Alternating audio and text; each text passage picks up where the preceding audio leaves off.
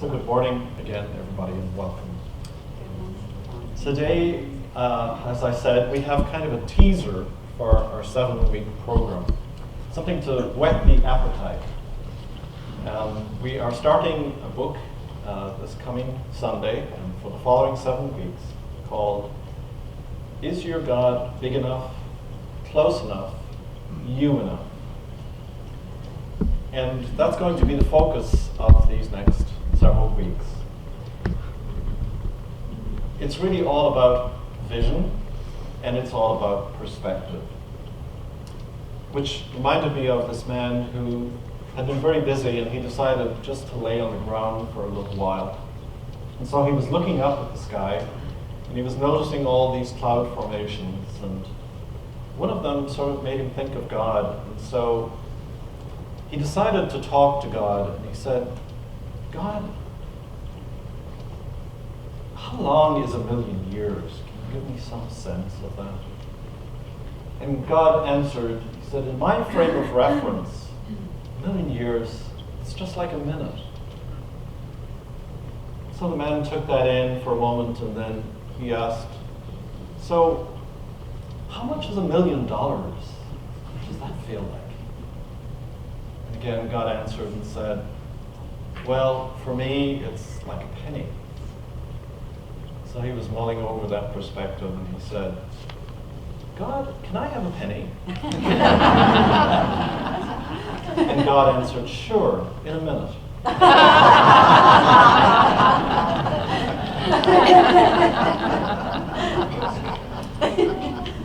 And so that takes us into the perspective of what we're really trying to get at this morning. Our thoughts are not God's thoughts. There's quite a gap in the reality sometimes. Which leads to the question, is your God big enough for you, for your life, for what you're about? Big enough for what, you might ask? Well, big enough to hold space for all the things that we see going on in the world and in life all around us. The craziness, the hatred, the division, the everything that you can come up with, murder, rape, mayhem, earthquakes, tsunamis, flooding. Is your God big enough to be able to hold space for all of that and not turn away from it? Or is your God big enough to love you as you are? Maybe you consider that that's impossible, as many other people have concluded, that God couldn't possibly love them.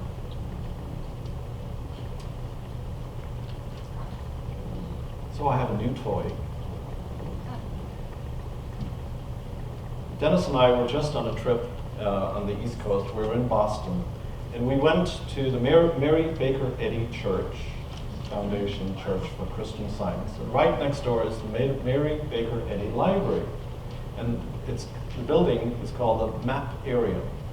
And so back in the 30s, this gentleman made a replica of the world, a globe made of glass pieces. It's about 35 feet, I believe, from top to bottom. Wow. And there it is. Wow. So back here is the door. So you go from like a foyer through this door, and suddenly you're in the middle of this glass globe. And each piece, like each of those little pieces, the latitude and longitude lines, each of them is curved because it is a globe. And so they had to be made individually, and everything is to proportion. So this is like how the Earth looks like. And then, as you can see, there's a bridge right here. And you stand on the bridge at the very center, and you look at this world that's all around us. Our projection of what the world looks like, if you think about it. And when you're there, if you say anything, it's like surround sound. So, people walk in and they don't know that, and they'll say something to the person next to them. It's like, boom. Wow. So people are whispering you can still hear. And I thought, wow, again, isn't that a real metaphor for us, that everything we're breathing, everything we're thinking, everything we're feeling is being projected like surround sound all around us, and it's showing up in the globe that each one of us, the matrix that each one of us is in. And we're taking that with us everywhere. So earlier in the spring, I did a couple of talks on the book, Is Your God Big Enough, Close Enough, You Enough? But I wanted to share more of it, because those 3 talks didn't do the book justice, and there's so much to this book. It's an incredible book. And I realized what was driving me is that I have this intention. I want to blow your minds. I want to blow your ideas of God to pieces, your image of God. Because no matter how big it is, no matter how good it is, it doesn't come near the real thing. And we get comfortable with our little ideas and our little images. And yet there's so much more available if we are willing to open up. So I want not a small understanding of God for us. I want a big understanding of God, a transformational understanding. And I kind of like to be remembered for doing that. Down the road, someday, when maybe my memorial is being held here, you'll say, the thing that I really liked about Reverend Jerry was that he continued to push us to a bigger understanding of God. That to me would be a life worth living. And I think why I was thinking that way is that when I was in seminary, there was a priest by the name of Father Seamus Ryan. And he did that for us. He changed my life. I know he changed the lives of so many of his students. Many of the other priests were very eccentric. Seriously, I think they had personality disorders. And I wish I was joking. And so much of their perspective was fear-based, and it was so limited, and it was this old paradigm. And how they dealt with us was really just fear. Everything was fear, and playing it safe. And I don't want to do that. I want to be like Father Seamus, who changed my life and gave a new vision to all of us, an inspiration. He had studied in Germany, and so he was unusual in that sense back in the 60s. And he had listened to a lot of different ideas and different theology. And he loved to talk about the fact that man is always in the process of becoming, humanity, always in the process of becoming. We're evolving, and God is evolving. And so, as I look at what's happening in our times, I think we're being given this tremendous opportunity to break all those barriers, to burst out of the old paradigms about God, and to expand into something really life-giving for ourselves and for the planet and for humanity. And I don't want us to miss that opportunity. I don't want to say in 5 years' time, geez, I wish I had done that book back then. I love poetry, and one of my favorite poets of late is a lady by the name of Rabia, who was born around 716 in present-day Iran. She was a Sufi mystic, and she prayed, "O Lord, if I worship you because of fear of hell, then burn me in hell.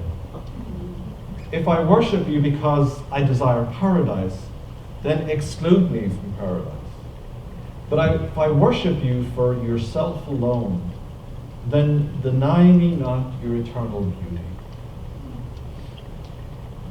And that's the spirit in which we come. We don't come in a spirit of fear or even a spirit of sort of selfishness. We come to be open to the wonder and the awe and the majesty and the love that God is, that God wants to share with us. I want that type of relationship with the divine. And I want that type of relationship for you with the divine. And I want to do whatever I can to promote that. The challenge is, we are so in love with the idea of the separate self, our personality and our character and our ego, that we refuse to give it up. We don't want to give it up. Even if we desire to give it up, it's still not easy to do, because it's a pattern that's still going, and we respond reflexively, don't we? Well, Rabia has a beautiful poem, a very famous poem. It's called Dying Before We Die. And she says, ironic, but one of the most intimate acts of our body is death. So beautiful appeared my death, knowing who then I would kiss. I died 1,000 times before I died. Die before you die, said the Prophet Muhammad. Have wings that feared ever touched the sun? I was born when all I once feared I could love. And we know, don't we, that there is a real call away from the old paradigm of fear to the paradigm of love. And I've said this before. Oh great, here he is once again offering us death. Yeah, everybody is going to sign up for that joke. That's really popular. And yet that's the reality. I'm asking you to die to your old image and idea of who you are and of yourself and of the possibility then going forward. But on the other hand, I'm offering love, and I'm offering a life transformed and a God transformed in you. So we have the three great traditions that have come out of Abraham, and they talk about this transformation of the separate self into union with God. They all talk about that. Wash yourself of yourself, says Rumi. Be melting snow. In the Kabbalah, in the Jewish mysticism, this process is known as Bittul Hayesh, the nullification of one's somethingness, and is consciously cultivated in daily practice. In the Christian tradition, the union of the soul with God in love is called bridal mysticism. We're asked to be the bride with God, to give ourselves to God.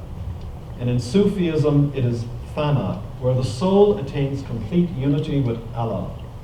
But in every case, there is a dying of the false self into the truth of the divine self that we are. And so that's really what the spiritual journey is about, and it's what this book is all about.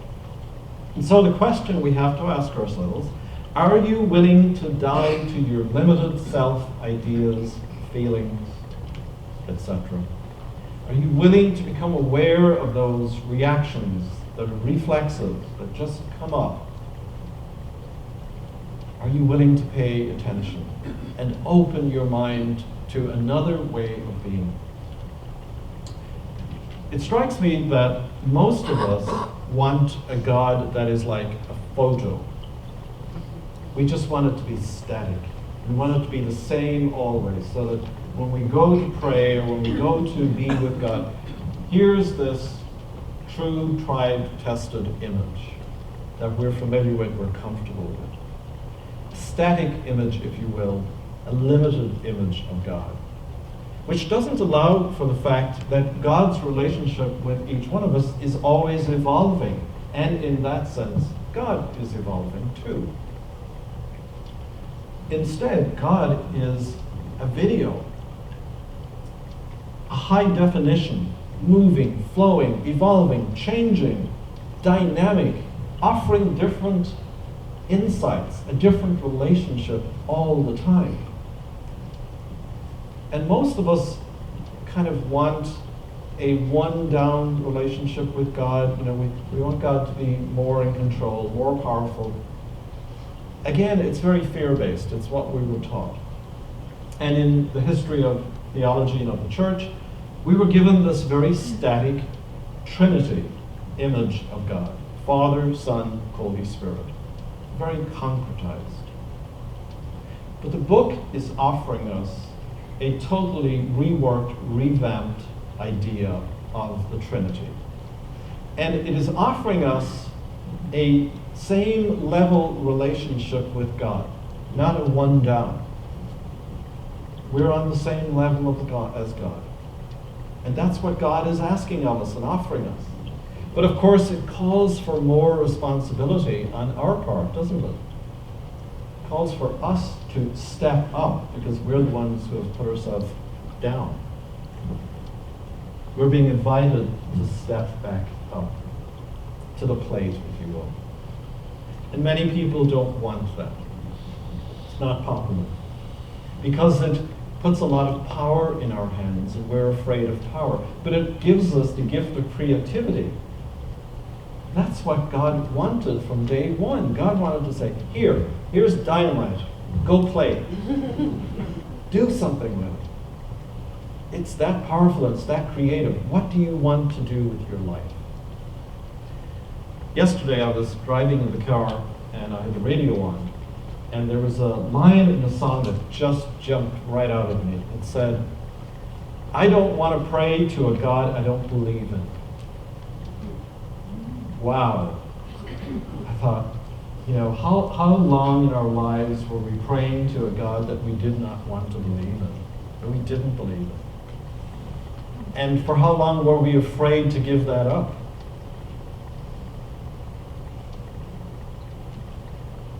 We were living inside someone else's image of God, like in the globe earlier.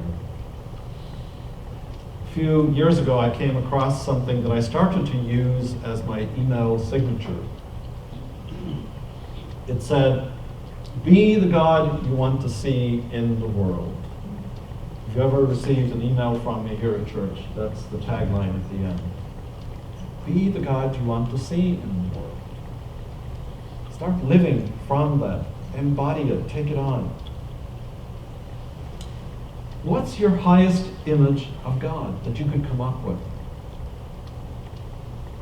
What are your highest aspirations for humanity? Because those two things have to be the same. Your highest aspirations for humanity, for the world, for your life. That's the highest energy of God at work and at play. And the book invites us and offers us this wide open, incredible, powerful image of what it's like to be that kind of God that will take us into a place of awe. We are offered an intimate image and relationship with God. Scary, right? Intimacy. We're offered an inner experience of God. That we can have this experience internally of a dynamic presence. And we're also offered an infinite image of God. One that we don't ever try to limit. We just let it unfold and see what happens. So the book is offering us a relationship with the creative side of God as us, the companion side of God as us, and consciousness itself. So who is this book for? Well, if you were raised Christian, I would say, have a read of this book and be ready to have your mind blown and your world turned upside down, your spiritual world. If you had an intimate relationship with Jesus at some point in your life, and you feel like, geez, I really love that, but I lost it along the way and it doesn't seem to speak to me now, take a look at this book.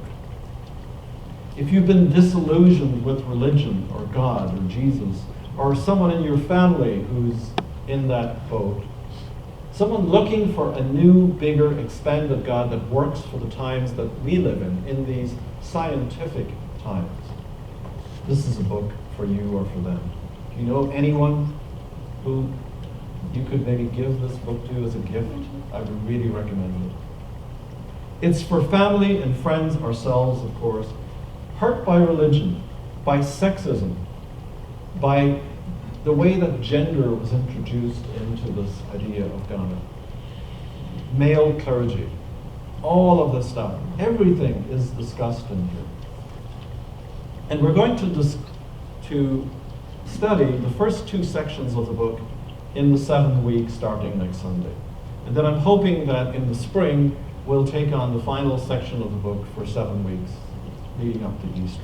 Because there's absolutely no way we can do this book in 7 weeks. It's unusual in that sense. Usually I've picked a book that fits very easily into 7 weeks.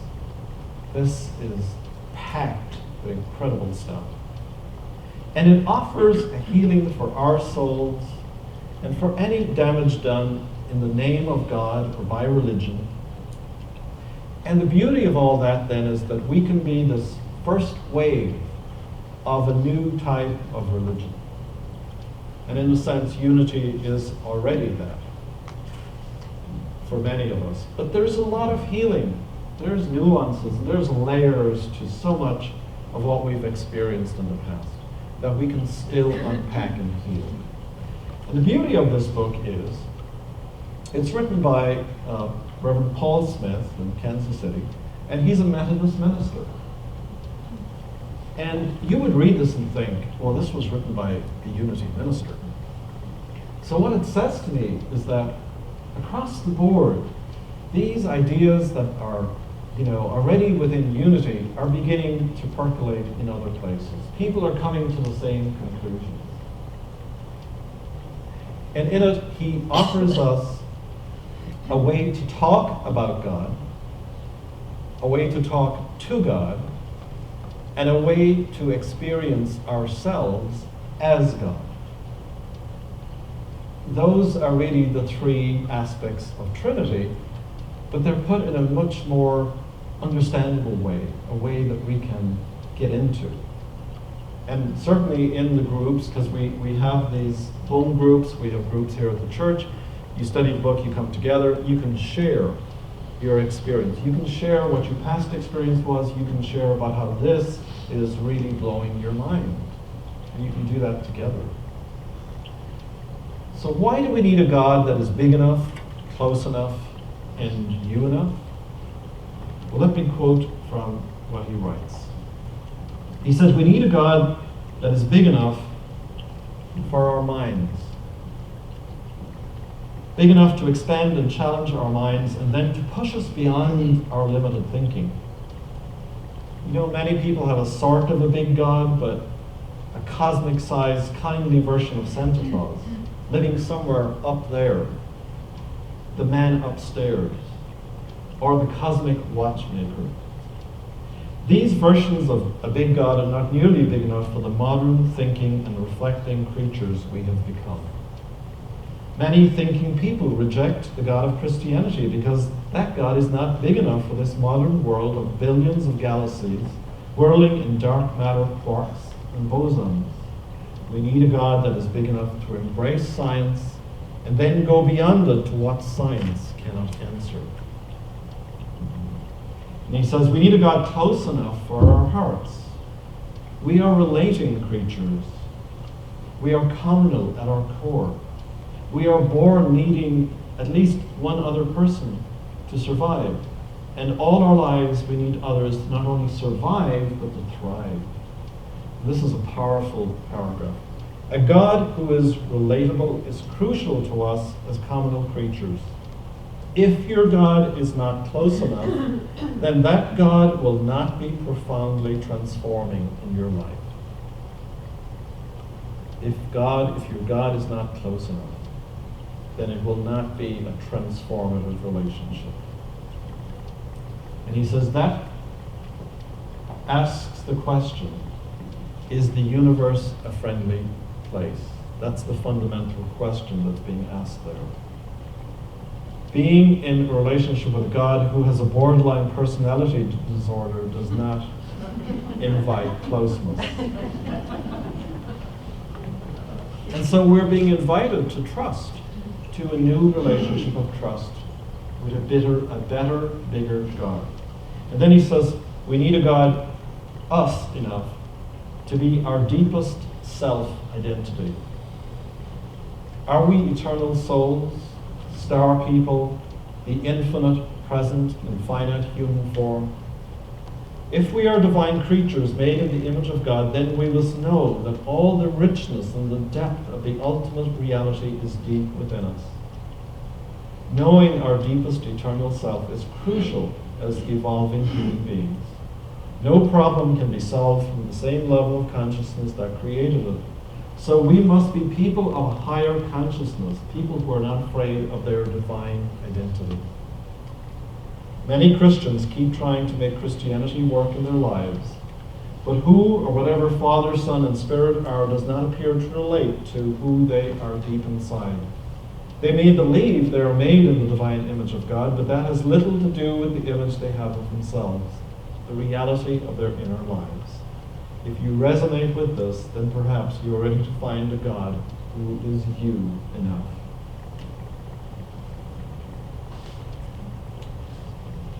So one of my favorite to-go resources when I was a Catholic priest for preaching was a man by the name of Anthony de Mello, an Indian Jesuit.